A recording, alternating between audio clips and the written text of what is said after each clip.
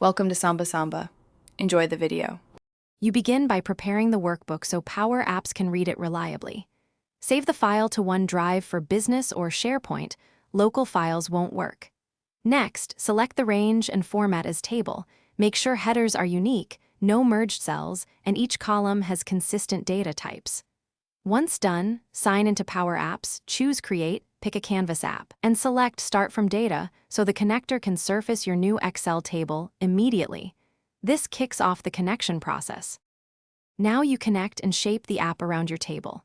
In Power Apps, open Data, add data, pick OneDrive or SharePoint, then select the workbook and the specific table. Drag a gallery to list rows and add an edit form for details. Set the gallery's items and the form's data source to that table. Keep an eye on delegation. Complex filters can be non-delegible. Work around that by pre-filtering in Excel columns or using indexed columns so the app remains responsive and accurate. Finish by testing every data path. Create, edit, delete, use submit form for forms and patch for custom updates. Make sure your connectors have permission to the workbook, then publish the app and share it with users, assigning appropriate roles.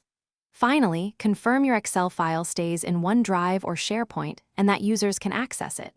If something goes wrong, like missing records or sync failures, refresh the data source, confirm the table name didn't change, and verify the OneDrive or SharePoint link and permissions before digging deeper.